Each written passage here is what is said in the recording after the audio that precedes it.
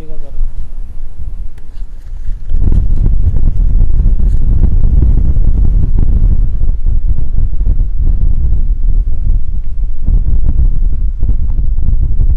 बोलो થઈ જાય છે।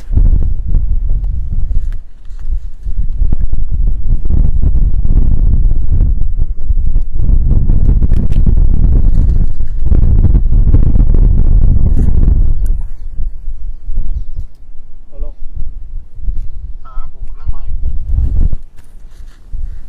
ચાલો।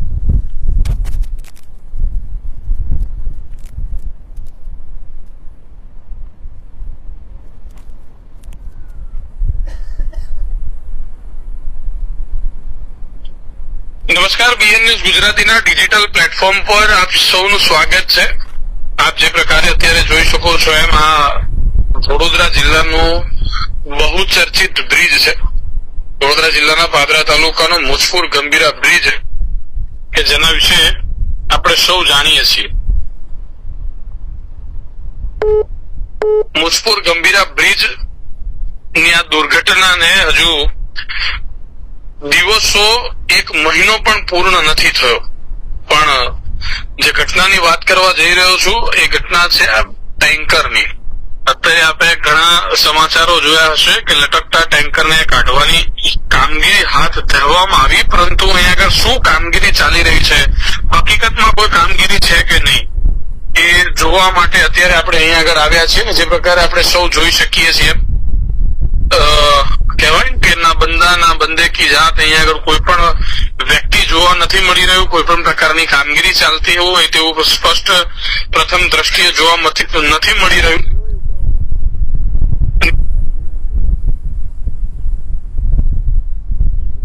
જે પ્રકારે આપણે સૌ જોઈ રહ્યા છે આ છે પાદરા તાલુકાનો મુજપુર ગંભીરા બ્રિજ, અને પાદરા તાલુકાના મુજપુર ગંભીરા બ્રિજ જે છે એ ધરાશાયી થતા 21 લોકોના મોત થયા હતા। સમગ્ર ઘટનાથી આપણે સૌ વાકેફ છીએ। ત્યારે કેટલાક સમયથી સવારથી સમાચારો સાંભળી રહ્યા છીએ કે ટેન્કર કાઢવાની કામગીરી હાથ ધરવામાં આવી, ટેન્કર કાઢવાની કામગીરી હાથમાં ધરવામાં આવી, પરંતુ શું કામગીરી ચાલી રહી છે આપણે અહીંયા આગળ સ્પષ્ટ જોઈ શકીએ છીએ।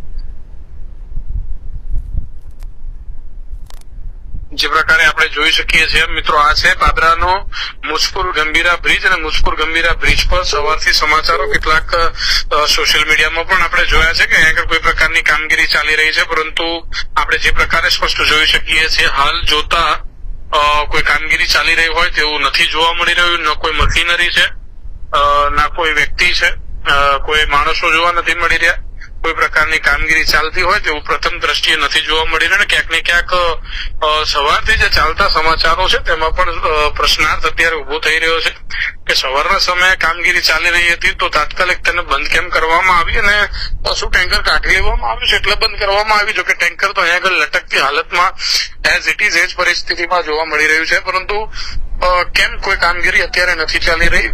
ગુજરાતના મુખ્યમંત્રી ભૂપેન્દ્રભાઈ પટેલ દ્વારા પણ સ્પષ્ટ સૂચનાઓ આપવામાં આવી હતી કે 2 દિવસમાં જ આ ટેન્કરને કાઢી લેવામાં આવે। ટેન્કરના માલિક દ્વારા સતત રજૂઆતો કરવામાં આવી રહી છે, તેના હપ્તાથી લઈને ઘણા બધા ક્રાઇસિસ તંત્રના કહી શકાય કે અનાવડતના કારણે હાલ આ ટેન્કર નથી નીકળી રહ્યું। ત્યારે એક મહત્વની બાબત એ પણ છે કે રોડ ઉપર આ બ્રિજ પર લટકતું ટેન્કર જો તંત્ર ન કાઢી શકતું હોય તો નદીના પાણીમાં વહેતા પાણીમાં ફસાયેલું ટેન્કર તો તે ભવિષ્યમાં પણ નથી કાઢી શકવાના, કારણ કે પ્રાથમિક માહિતી પ્રમાણે એવું કહી શકાય કે હજી પણ આવું ટેન્કર જે છે અંદર છે, પરંતુ એ નથી કાઢવામાં આવ્યું, માત્ર તેનો આગળનો ભાગ કાઢવામાં આવ્યો તે પ્રકારની વાત છે। ત્યારે હજી સુધી આ ટેન્કર કાઢી લેવામાં નથી આવ્યું ને માત્ર વાતો કરવામાં આવી રહી છે કે ટેન્કર કાઢો, કામગીરી શરૂ થઈ ગઈ છે, આ ટીમ બોલાવી છે તે ટીમ બોલાવી છે, પરંતુ અહીંયા આગળ કોઈ પણ પ્રકારની ટીમ કાર્યરત હોય ચોક્કસપણે સ્પષ્ટ કોઈ કામગીરી થતી હોય તેવું જોવા નથી મળી રહ્યું।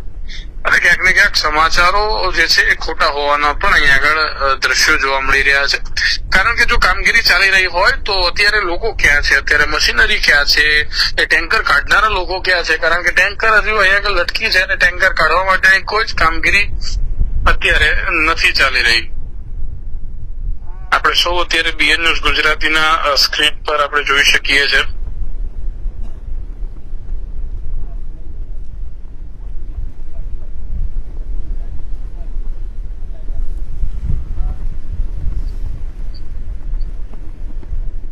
એક બાજુ વિઝ્યુઅલ્સ આપણે સૌએ જોયા કે ટેન્કર કાઢવાની કામગીરી શરૂ થઈ ગઈ છે, પરંતુ અહીં આગળ કોઈ કામગીરી ચાલી રહી હોય તેવું જોવા નથી મળી રહ્યું. એવું સ્પષ્ટ અહીં આગળ આપણે જોઈ શકીએ છીએ. કયા ટેન્કરની વાત કરવામાં આવી? તો કોઈ બીજા બ્રિજની તો વાત નહોતી ને.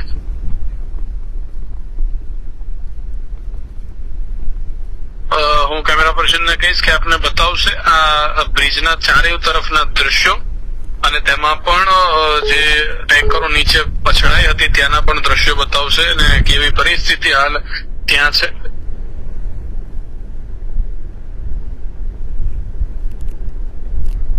અને એક મેસેજ પણ અત્યારે મળી રહ્યા છે કે લગભગ 4 લાખ ક્યુસેક પાણી મહીસાગરમાં છોડવામાં આવનાર છે આજના દિવસે, ને જે પાણી છોડવાના કારણે મહીસાગર નદી આજ રોજ 2 કાંઠે વહી શકે છે.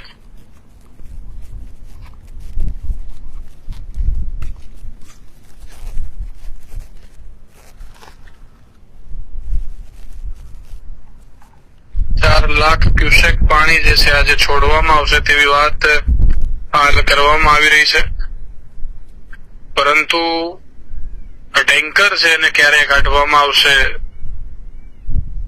હાલ પણ નદીમાં ખૂબ પાણી છે એ પણ આપણે જોઈ શકીએ છીએ. જે વાહનો દટાયા હતા તે વાહનો પણ આપણે અહીંયા સ્પષ્ટ જોઈ શકીએ છીએ. તેની શું પરિસ્થિતિ છે? ટાયર પણ સારું નથી રહ્યું. તમામ વાહનો જે છે એ સંપૂર્ણ રીતે અહીંયા તૂટી ચુક્યા છે, ને ચોક્કસથી ટેન્કર કાઢો કામગીરી જે છે આણંદના તંત્ર દ્વારા હાલ માત્ર વાતો કરવામાં આવી હોય તેવા સ્પષ્ટ દ્રશ્યો જોઈ શકીએ છીએ. કારણ કે જો કામગીરી ચાલી રહી છે તો ક્યાં છે કામગીરી, ક્યાં છે મશીનરી, ક્યાં છે લોકો? આ બાઇક, લગભગ 2 બાઇક્સ આપણને અહીંયા આગળ જોવા મળી રહ્યા છે. એના જે તૂટેલા ભાગેલા વાહનના જે પણ ટાયર્સ વગેરે છે.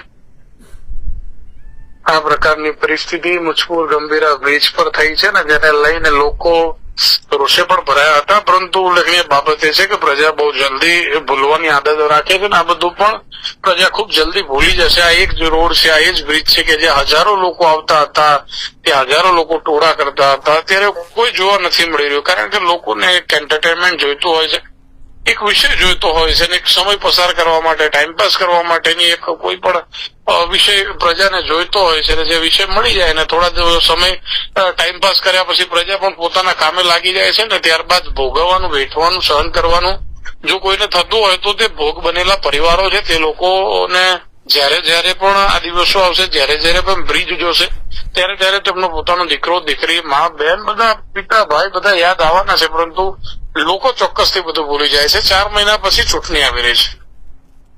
4 મહિના પછી આજ મુજપુર જિલ્લા નથી કહેતો કે ભારતીય જનતા પાર્ટી અથવા તો કોઈ નેતાને મત આપવા કે ન આપવા, પરંતુ હું સ્પષ્ટ એટલું કહું છું કે ચોર નેતાઓ છે એમને ક્યારેય મત ના અપાય, નાલાયક નેતાઓ છે એમને ક્યારેય મત ના અપાય, જે નફટો છે એમને ક્યારેય મત ન અપાય. કારણ કે જે કારણે આપણે વજનો ગુમાવ્યા હોય, જે લોકોની ભૂલોના કારણે આપણે આ પ્રકારની પરિસ્થિતિનું નિર્માણ થયું હોય, એ લોકો કે એ લોકોના સમર્થક વ્યક્તિઓને આપણે જાકારો ચોક્કસ આપવો જોઈએ. કારણ કે આ કોઈ નાની ઘટના નથી. અને સ્પષ્ટ હું આણંદ તરફ જે ટેન્કર લટકી રહ્યું છે એ ટેન્કર પણ આપને બતાવવાનો પ્રયત્ન કરીશ. જે ટેન્કર આપ જોઈ શકો છો અહીંયા આગળ આણંદ જિલ્લાના તંત્રને ટેન્કર કાઢવા માટેની કામગીરી હાથ ધરવામાં આવી હતી, કહેવામાં આવ્યું હતું, પરંતુ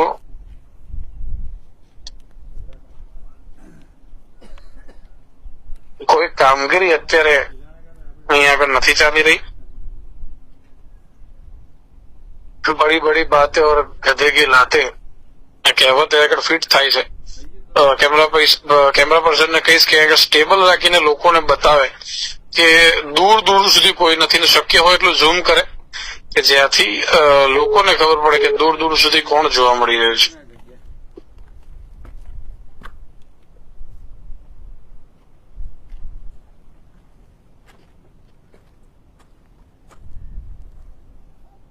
બીજું પર તો કોઈ ગાડી નહીં લાવવાની ને પરમિશન આગળથી સ્પેશિયલ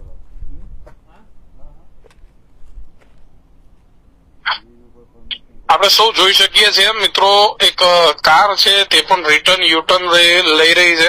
હવે આ કાર અહીંયા સુધી કેમ આવી તે પણ પ્રશ્ન છે, કદાચ કોઈ અધિકારીનો હોઈ શકે. પરંતુ જે ટેન્કર કાઢવાની વાતો છે, જે સમાચારો છે, તે સમાચારો અહીંયા આગળ ખોટા સાબિત થઈ રહ્યા છે. ક્યાંક ને ક્યાંક કોઈ પ્રકારની ટેન્કર કાઢવાની કામગીરી અહીંયા આગળ નથી ચાલી રહી. તંત્ર દ્વારા મીડિયાને પણ મૂર્ખ બનાવવાની વાતો કરવામાં આવી રહી છે. તંત્ર દ્વારા કદાચ શરૂઆતમાં કોઈ કામગીરી શરૂ કરવામાં પણ આવી હશે, પરંતુ હાલ કોઈ કામગીરી અહીંયા આગળ યથાવત નથી. કોઈ પણ પ્રકારની કામગીરી ચાલુ નથી. મીડિયામાં બદનામ થયેલા તંત્રએ પોતાની છબી મીડિયામાં સુધારવા માટે કદાચ આ સ્ટન્ટ ઉભો કર્યો હોય તેવું લાગી રહ્યું છે. કારણ કે આ ટેન્કર હજી નીકળી નથી તો મશીનરી ક્યાં ગઈ? જે વિઝ્યુઅલ્સમાં મશીનરી જોવા મળી રહી હતી, જે ક્રેન જોવા મળી રહી હતી, એ બધી ક્રેન ક્યાં છે? લોકો ક્યાં છે? અધિકારીઓ ક્યાં છે?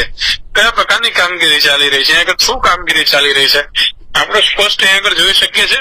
કેમેરા પર્સનને કહીશ કે આપણે બંને તરફ નદીના દ્રશ્યો બતાવશે.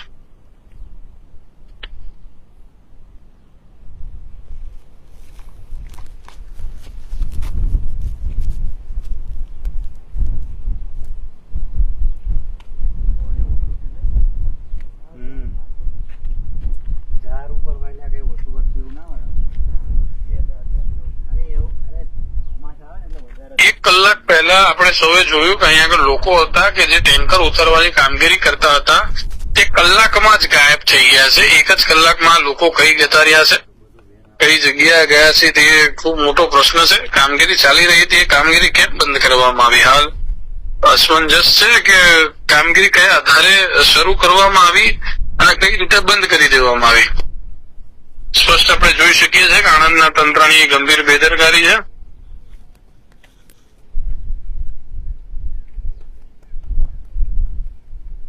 ગંભીર બેદરકારી કહી શકાય, કારણ કે કોઈ જ પ્રકારની કામગીરી હાલ અહીંયા આગળ નથી ચાલી રહી.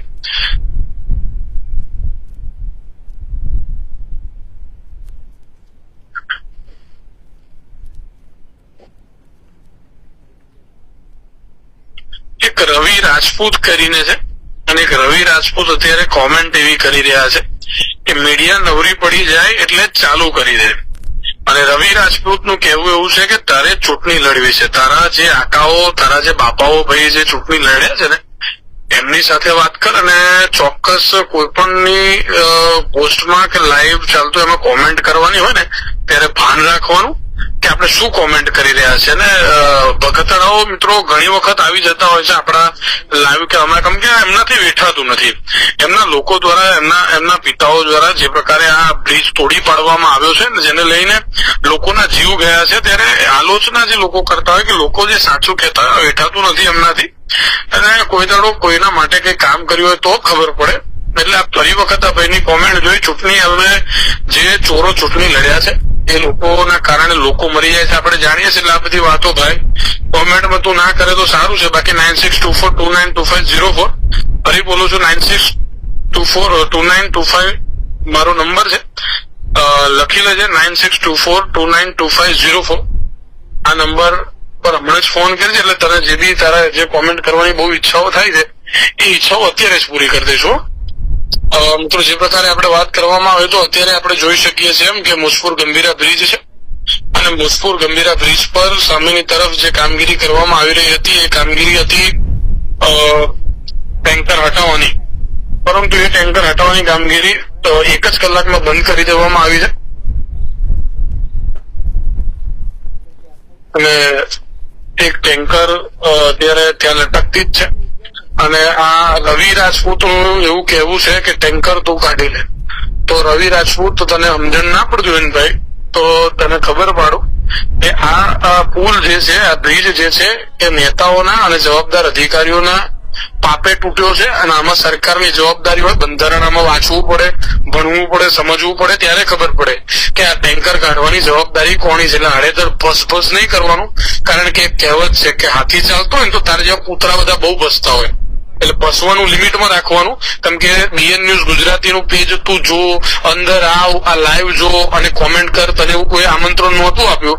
એટલે આમંત્રણ વગર બક નહીં કરવાનું. તને જે ફાવતું હોય એ કર. અહીંયા આગળ કોમેન્ટો ખોટી ખોટી ના કરીશ, કારણ કે અહીં તું સમજતો હોય ને કે મીડિયા વાળો છું એટલે સીધી ભાષામાં વાત કરીશ તો એ તારી ભૂલ છે. અને તે બી અત્યારે લાઈવ ચાલુ છે એટલે તારી જોડે બહુ સારી રીતે વાત કરું છું. બાકી ફોન કર એટલે તને ખબર પડે કે કઈ ભાષામાં તારી સાથે વાત થાય છે. અત્યારે આપણે જોઈ શકીએ છીએ એમ કે કામગીરી કોઈ પણ પ્રકારની ચાલી નથી રહી ને માત્ર અહીંયા આગળ જે કહેવામાં આવ્યું કે કામગીરી શરૂ થઈ, પરંતુ કદાચ થોડો જ સમય પ્રયત્ન કર્યા બાદ તંત્રએ પણ હાર માની લીધી હોય કે અહીંયા આગળથી હવે ટેન્કર નથી નીકળી શકવાનું. એ પ્રકારના દ્રશ્યો હાલ જોવા મળી રહ્યા છે.